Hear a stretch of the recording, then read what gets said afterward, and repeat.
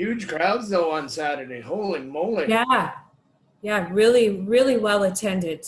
I planned to get to the one in Arthur on Saturday. I didn't make it to the first one, but if the attendance is anywhere what it was in Mount Forest, it will be another successful event. Oh, for sure. I was surprised by the number of people I talked to who talked about it as in terms of a social event, an opportunity to get out and see their neighbors and interact with the community members. Yeah.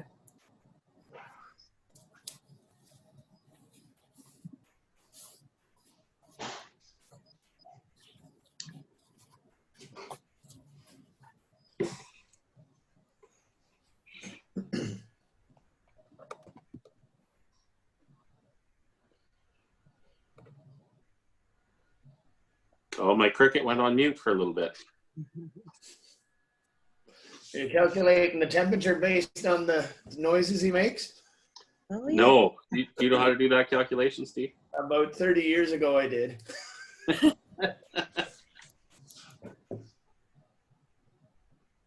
It's in the older part of the basement under the older part of the house, so it's pretty cool in there.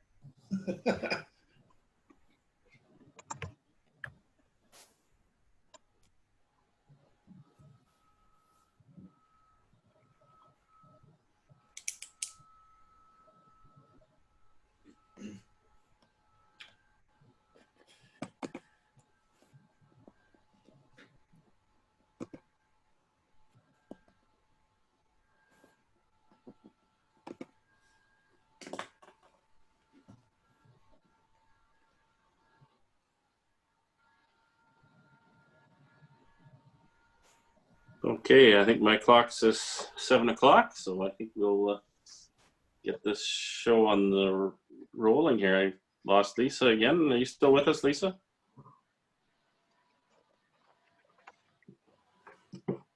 Well, maybe it's just a temporary thing, but I think we'll officially call tonight's meeting to order and deal with the adopting the agenda.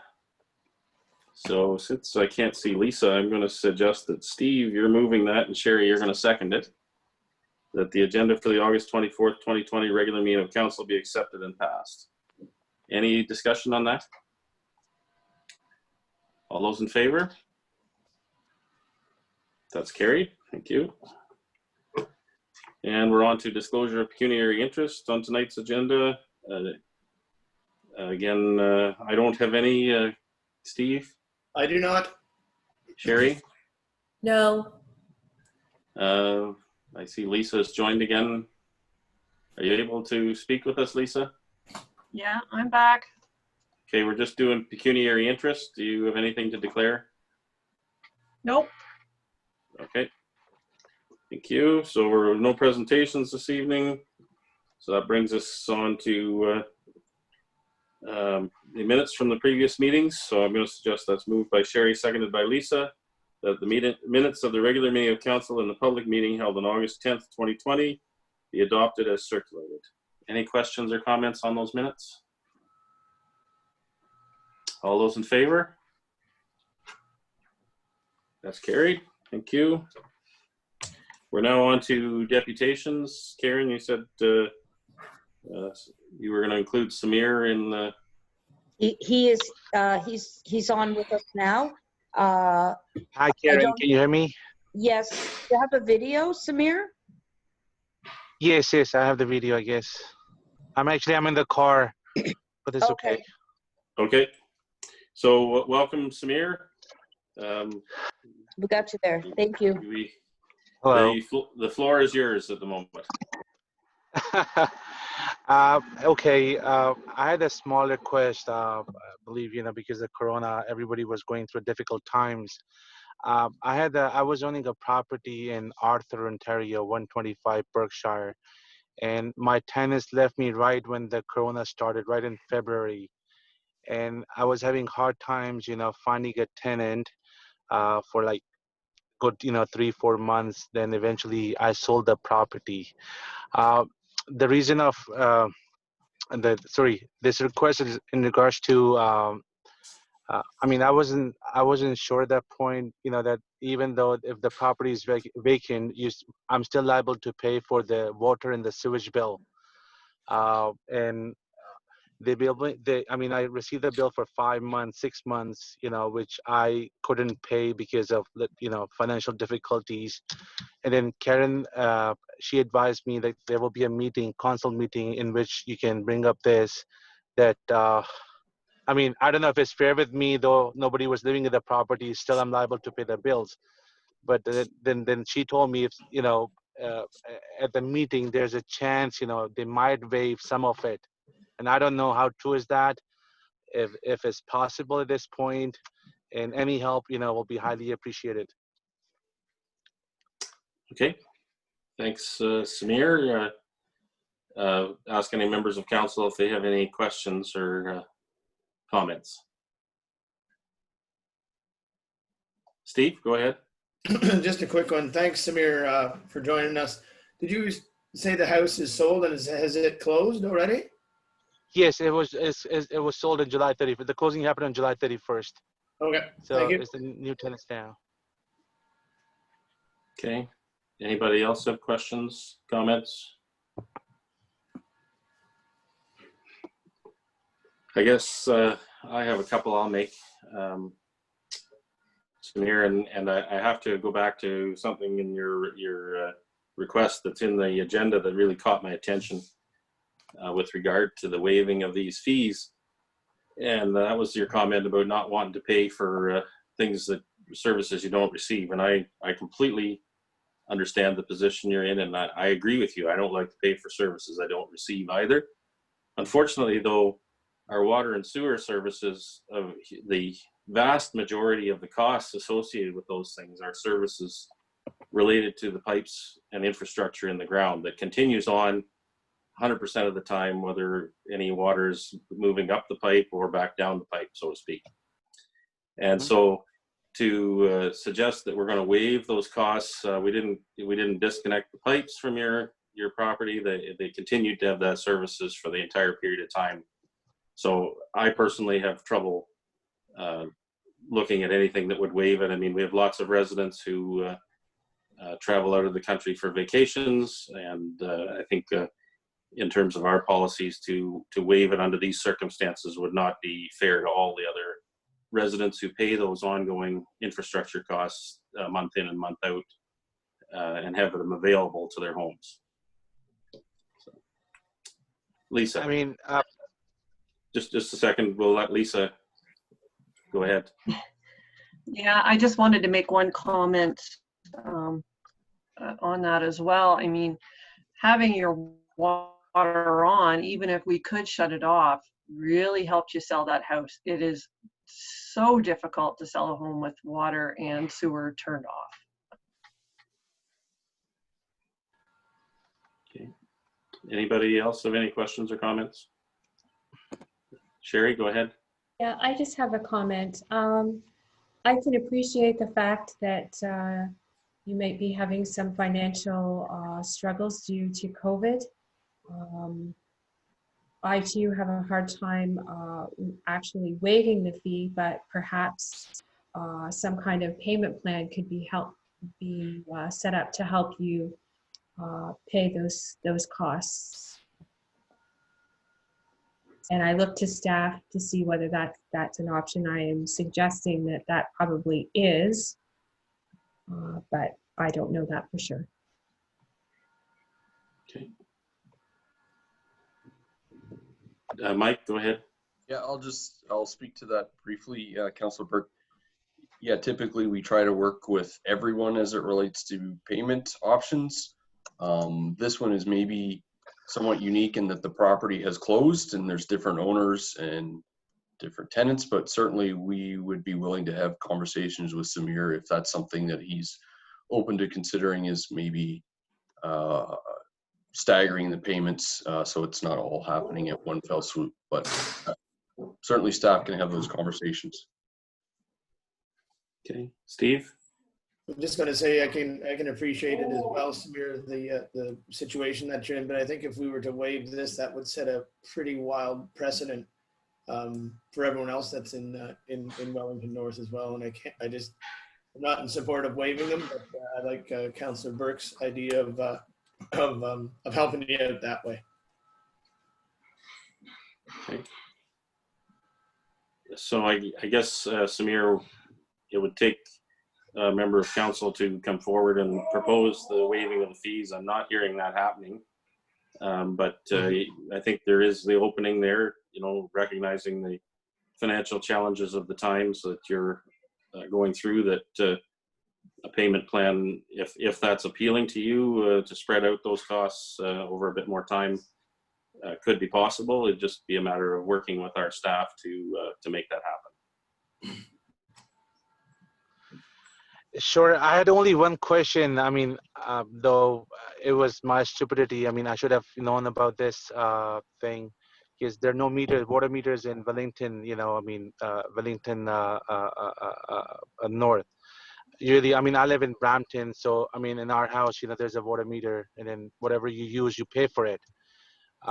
So when I bought a property, I mean, I rented it out, from the day first, and I wasn't aware of that there is no water meter installed at the property. So my only question was that I didn't use the services, and 5 months the property was vacant, and why should I pay for something which has not been used at all? That's the only question I had. And then when I contacted in the beginning, they were asking me a question. Oh, how can they verify you were living at the property or you were not living at the property? I said the only thing you can look at you can look at the electrical bill, is too low, and that's the only thing that I can prove. Or the other thing is you can verify with the neighbors that nobody was living at the property. But I guess at this point, if the charges cannot be waived, I'll just go ahead and just make the payment with my credit card, I guess. I mean, and because the property is sold now, and I guess there's no point of talking much about this in detail. If something can be waived, I'll appreciate. If nothing, then I'll go ahead and make a payment tomorrow. Okay. Any final questions or comments from council? Okay. I guess that brings us to a close then, Samir. I think thank you for coming and sharing your story with us. We certainly can sympathize with the challenges you faced, but unfortunately, I don't think we can do anything about waiving the fees at this particular time. So again, thank you very much, Samir, and hope you, Thank you. Wish you good luck in the future. Thank you, sir. Bye-bye. Thank you.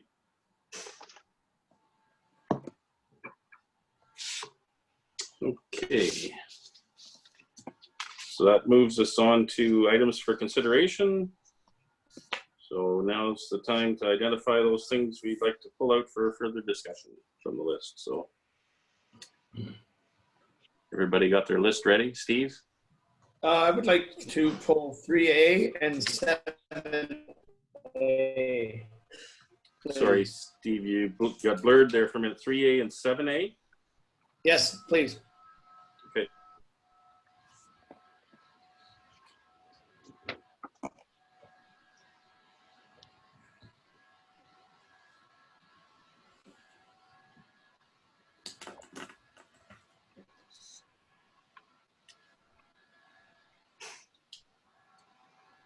Any others?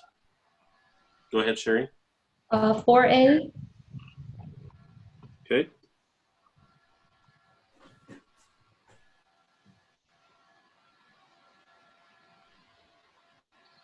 So we got 3A, 4A, and 7A at this point.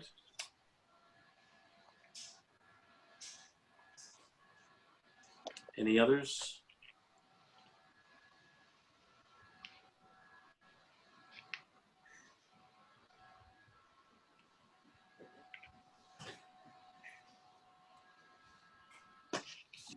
Do we have any, Karen, that staff need addressed with a resolution?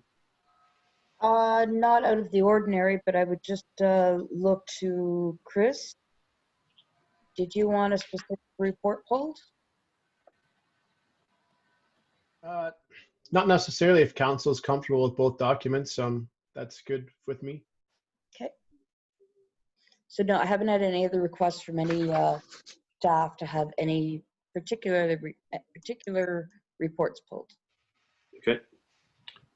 I'm going to suggest 6B. This is the simplified risk assessment with regard to the fire service. And we'll go around the table if anybody has any others. Lisa, do you have any? Sherry, any others? No, thank you.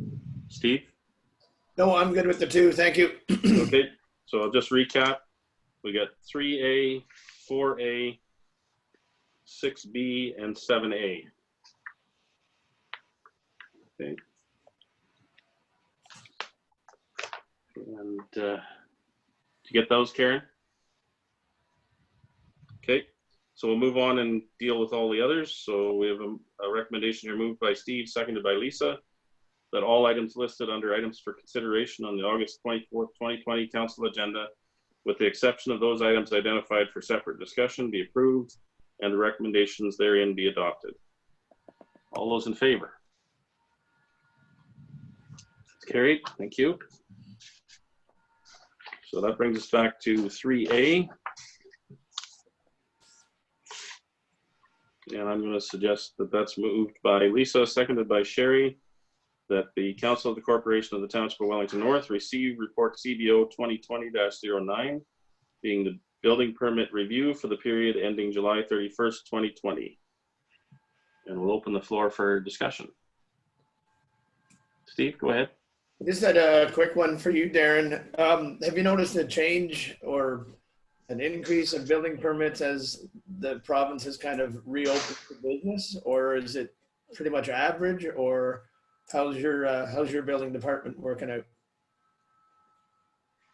out? Thank you, Councillor McCabe, through you, Mayor Lennox. If you look at the bottom line, I guess, on permits and numbers, we're having a normal year. We're busy. Some things that are a bit odd are we haven't had a whole lot of residential starts this year for new homes. We would normally see the big influx of applications for those in May, and then again in September.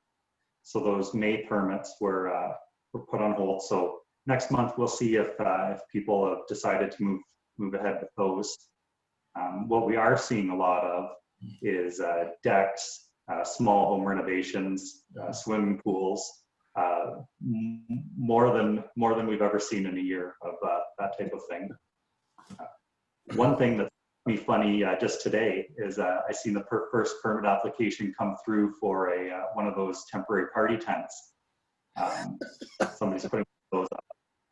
We would normally see probably 10 or 15 of those a year, so weddings and things like that. But yeah, as far as things are going, we're busy and things are very steady. Good, thank you. Yeah, I kind of thought that there might be a lot of honey-do list items that might be getting done during this period. So thanks for that, Darren. Welcome. I can just add anecdotally, Steve, I've been to the lumber yard to try to buy lumber, and pressure treated lumber is almost impossible to get. And the regular lumber has almost doubled in price. Wow. There is demand, and the supply interruption caused by COVID is pushing the lumber prices up significantly. I can imagine. Any other questions on that report? Thank you, Darren. Okay. We'll call the motion then. All those in favor? That's carried. Thank you. This brings us to 4A. And I'm going to say this is moved by Sherry, seconded by Steve. And the recommendation is that the Council of the Corporation of the Township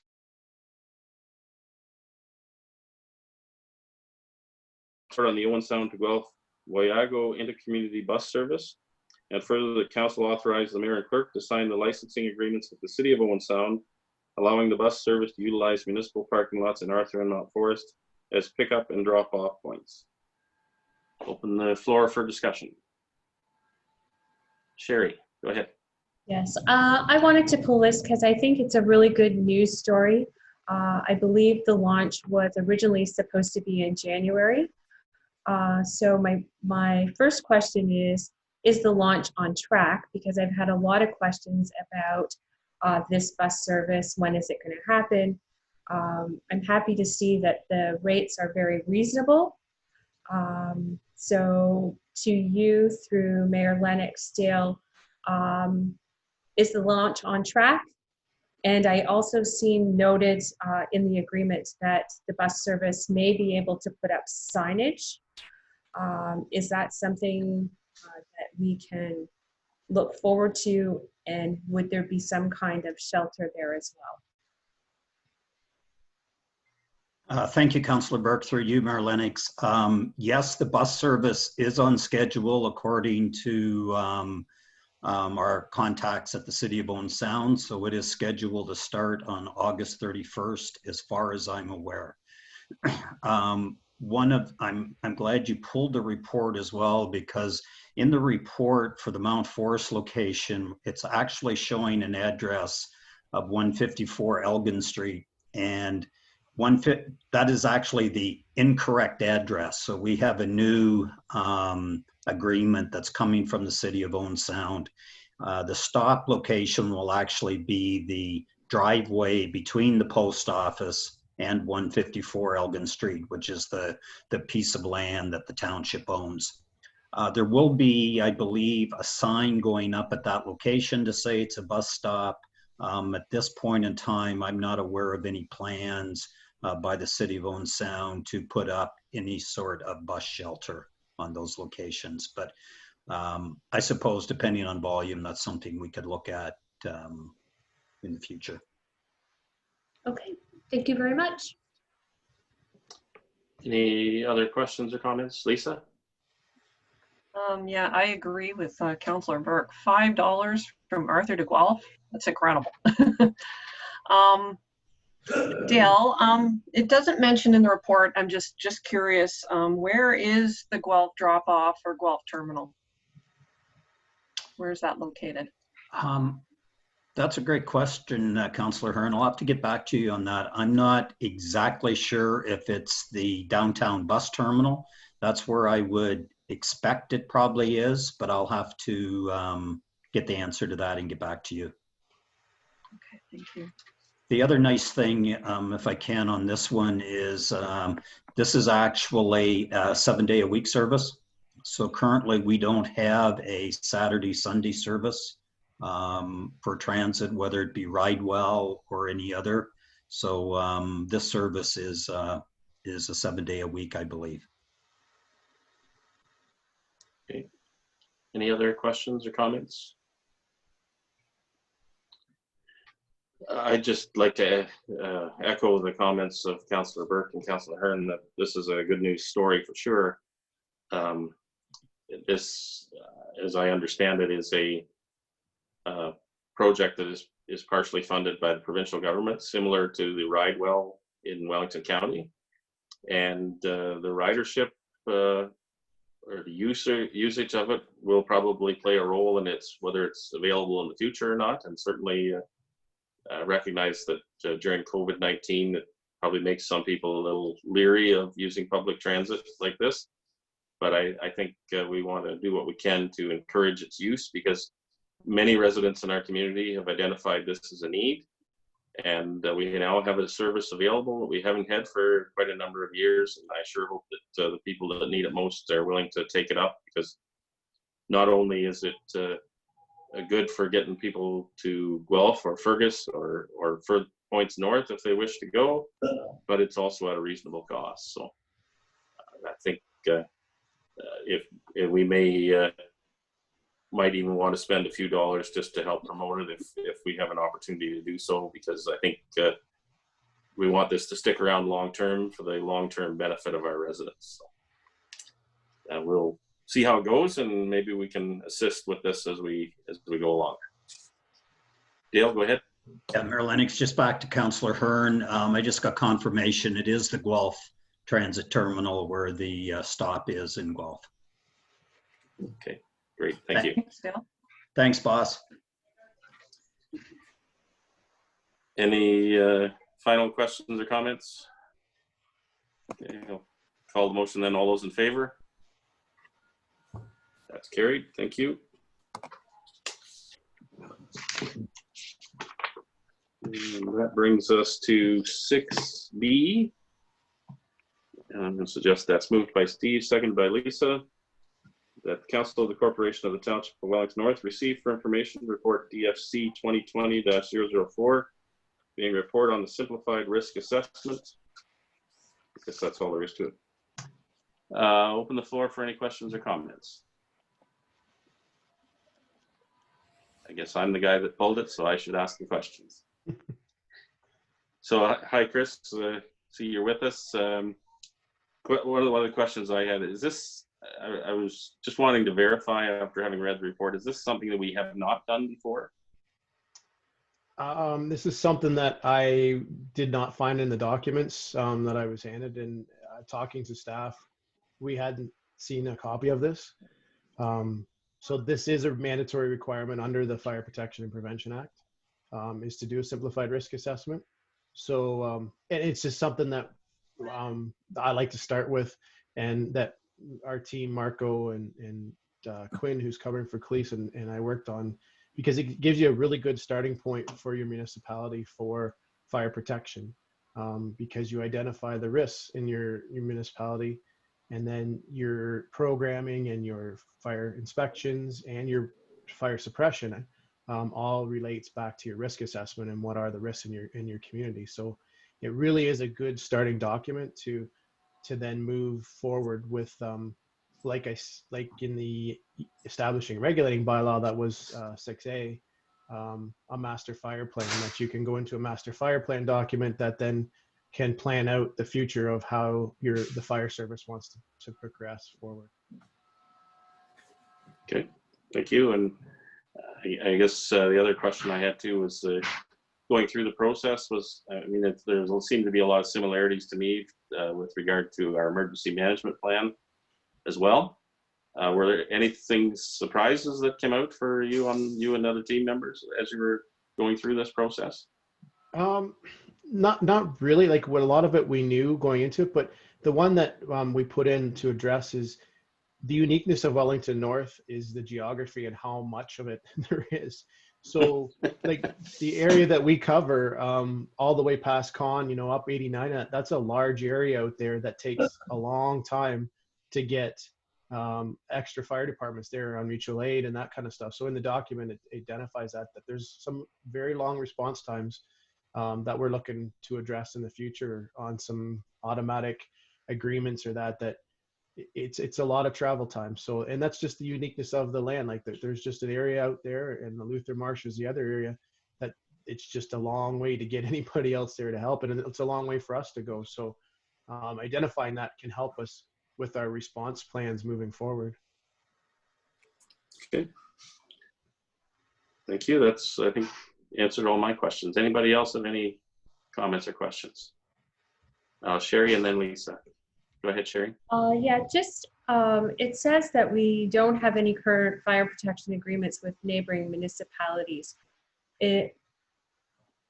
Does that include mutual aid, and the response that you're looking for our neighboring municipalities, is that above what we have with mutual aid?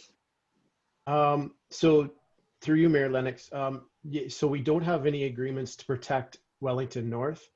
We have agreements that we protect others, like the Southgate one that you saw in the previous meeting. So the mutual aid document is a provincial document that we can follow, and we will follow to call that in, to call their departments to come in through that document.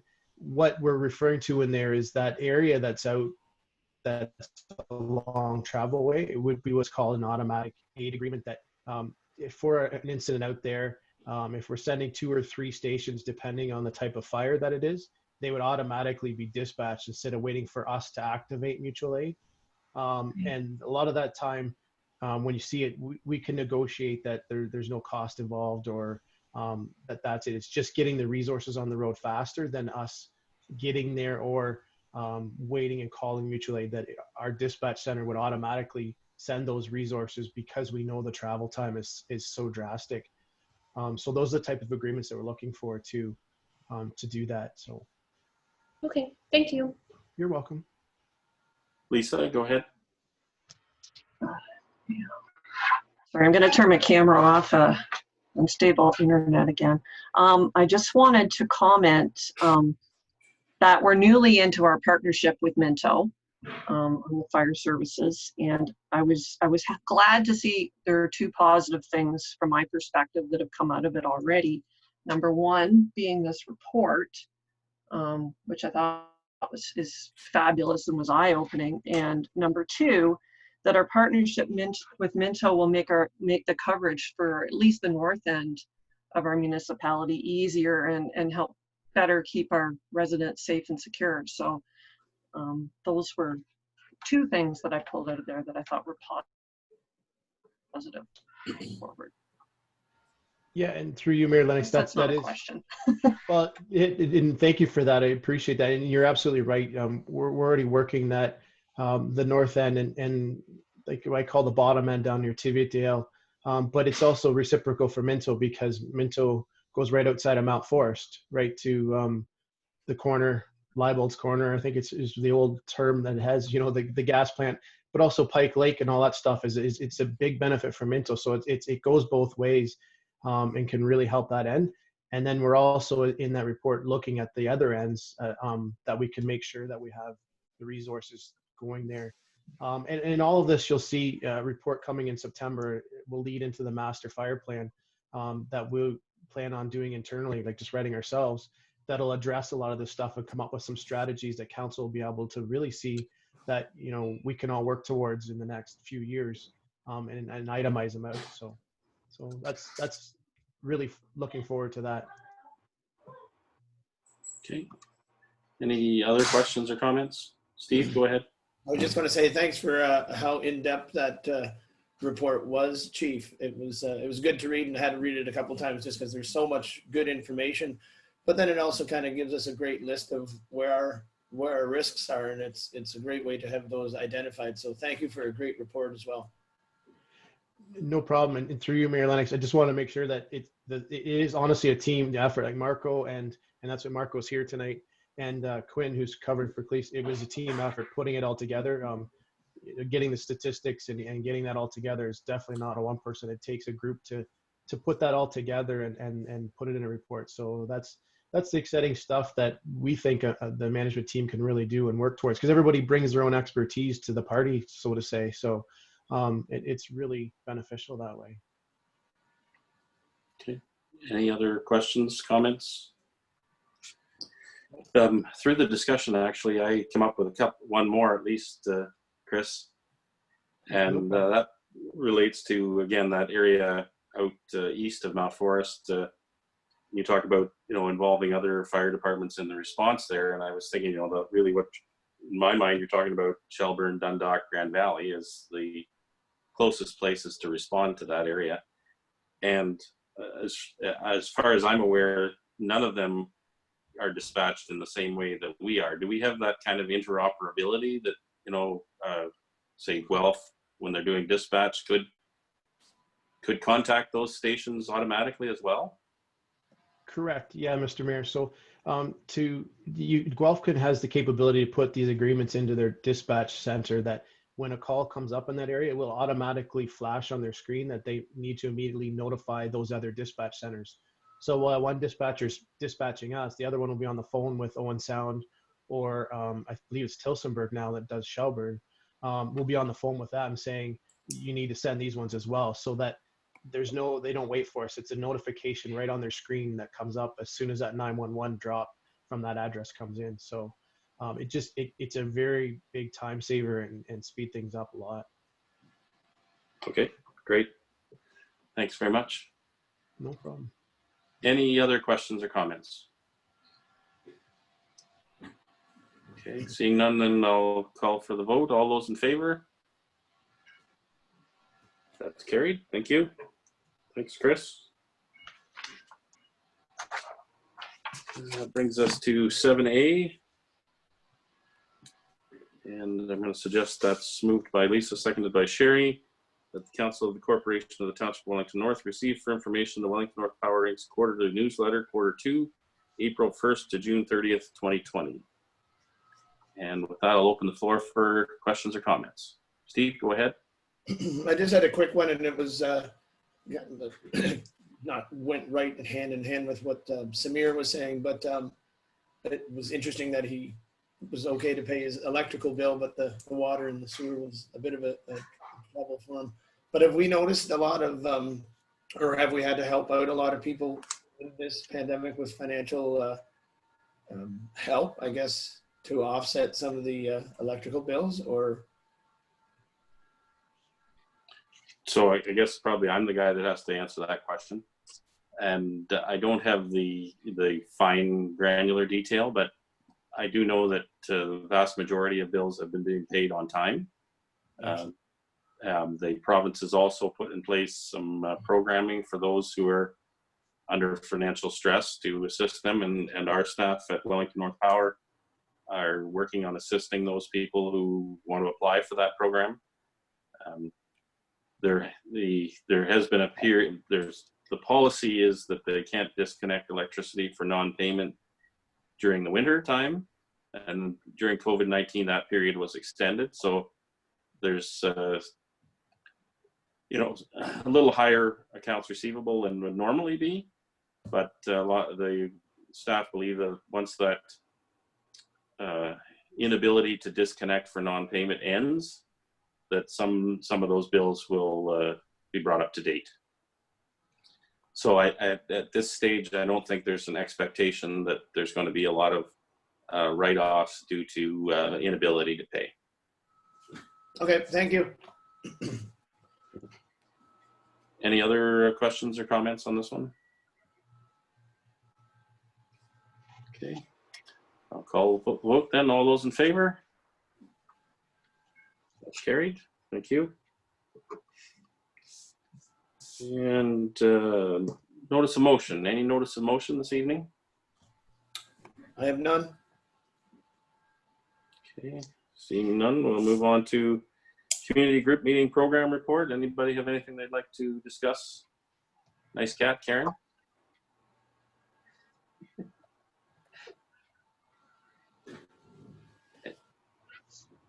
Go ahead, Lisa. Only one thing. I just wanted to report that the Mount Forest Chamber has hired a new administrator. I don't know whether anyone has heard yet. She started last week, and some of you will recognize her name. It's Stacy Stevenson, originally from Kenilworth. Okay. I think she goes to your church, Steve. Okay.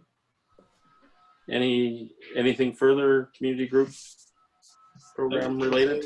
If I can, again, the street sale on Saturday in Mount Forest was jammed. It was just incredible, and hats off to all the BIA members and the chamber, and to you, Dale, and your team as well. It was phenomenal how much bigger it was than it was 2 weeks ago, and look forward to seeing how big Arthur's going to be this Saturday. Okay. Well done. Thank you.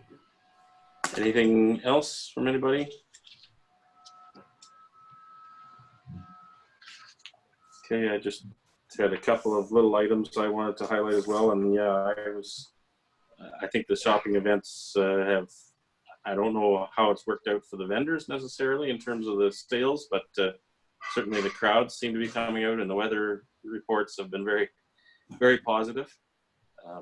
I commented to Dale on Saturday, I don't know what to say anymore. I mean, it's blue skies every time we do this. Doesn't get much better than that. So yes, cross your fingers, Steve, for Saturday. And the other item I wanted to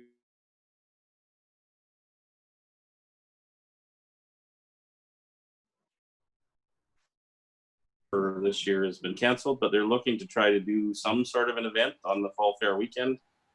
And one of the things that they're looking to try to do is a parade of sorts. And they were looking to see whether council would be interested in participating in such an event. And so I'm looking for some feedback. I would get back to the Ag Society people and just let them know whether we would be willing to participate or not. Sorry, Mayor Lennox, you gapped out just a little bit there. I think what you said was the Arthur Ag Society has canceled Yes. the fair and they're looking for participation in a parade. Correct. On the normal fall fair weekend. Does that go against any county or medical health officer rules or regulations to have a parade, or how would that work? I like the idea, don't get me wrong, but I just want to make sure we're within the... No, and I started checking into that, Steve, because of course parades were banned earlier. And my first quick look said that order had been rescinded by the province, but I want to double check that. If it still is standing, of course, I don't think we should participate. But if that order does not stand anymore, then I'm personally inclined to try to support the Ag Society and doing something. But I'm happy to hear anybody's feedback and thoughts on the subject. I like the idea, and if it's been lifted and we can double check that, then we should help and support our local community groups for sure. Okay. Anybody else have thoughts, concerns, comments? Just trying to think of ideas.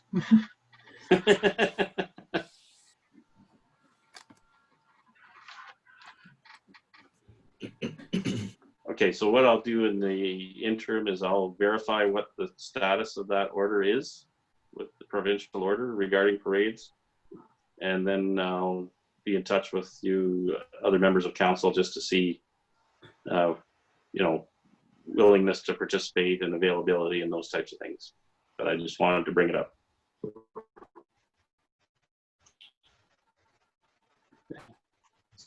Anybody have anything else for committee group meeting or items of community interest?